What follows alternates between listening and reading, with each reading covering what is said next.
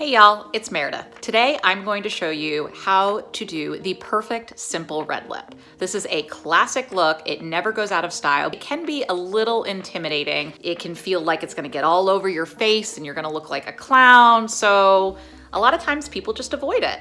But I'm here to say that if you prepare your lips and you have the right product, you can easily accomplish this look. So let's get started. So the first thing I wanna talk about is lip care.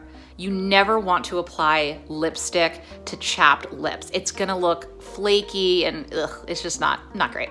So I like to use either the Biossance Squalane Rose Vegan Lip Balm. It's really, really soothing on your lips. It smells really good. It doesn't like taste weird, if that makes any sense. And they use cruelty-free products. They're good for the environment. They're gluten-free. So any of my autoimmune sufferers, this is okay to put on your body. So I love to use this. It's my daily little friend. It's also great for travel because, I mean, remember when we traveled? But for travel, your lips tend to get dry. You're going to different climates. You're on an airplane maybe. Ooh. So this is a great thing to bring with you. The other thing I use is this Agave stick by Bite Beauty. This is another clean brand for makeup. And you can find these Sephora all over the place, but it's just a little kind of clear stick. And you just apply it to your lips and it helps soothe them, get any of the dry areas. It just gives you a nice canvas in which to start painting. The next step, if I could find it, where'd my pencil go? I'll be right back. Oh, found it. So the next thing that you wanna do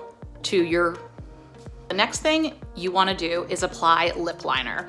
A lot of people shy away from lip liner. I get it, but you don't want to put on a red lip without lip liner. Just trust me.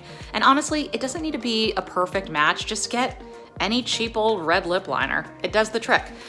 So the main thing that you want to make sure you do when you apply your lip liner is you want to start on the top lip and I like to create like a little Cupid's bow, and you want to go in the direction of your natural lip. Now, if you're looking to have a bigger, bolder lip, maybe your lips are a little thinner, you can always draw a little outside to give that illusion of a bigger lip. That's totally okay. You can do that. I'm not gonna do that because I have like clown lips. I love them, but they're already pretty big. So let's go. So you just start here. You just start doing little sweeping motions down to the corner.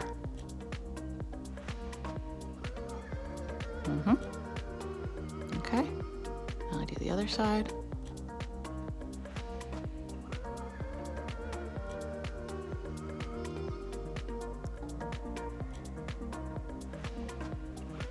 Again, all it is very little strokes. And then when you do the bottom, you also start in the middle and just draw outwards.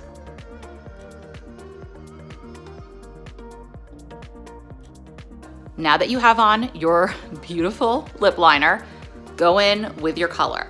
I really like this Sephora lip stain.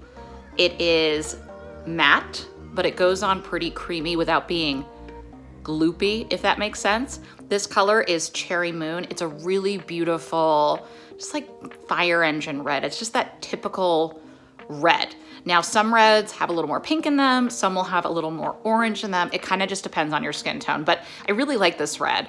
I think it complements a lot of skin tones.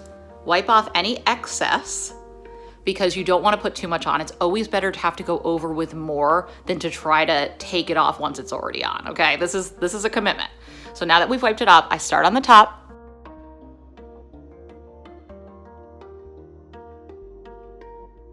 And you see, since I already have that line that I did because I took the time to do lip liner, I can stay within the lines, and this is gonna help stop that feathering effect that happens when you put on lipstick without lip liner.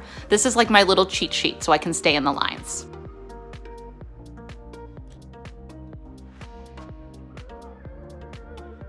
It's really weird to do a video this close to your face. And it's okay to step away, take a look at your work. Maybe you gotta get a little more in the corners. that happens. Look on the side. Oh, get a little. And what's nice too is if you really feel like you need to get closer to the edges of your lip, you can use like the pointier part of your little brush and just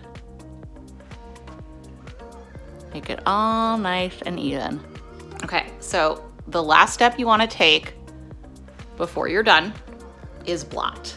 Just trust me. Take a tissue or a piece of paper towel, not sponsored.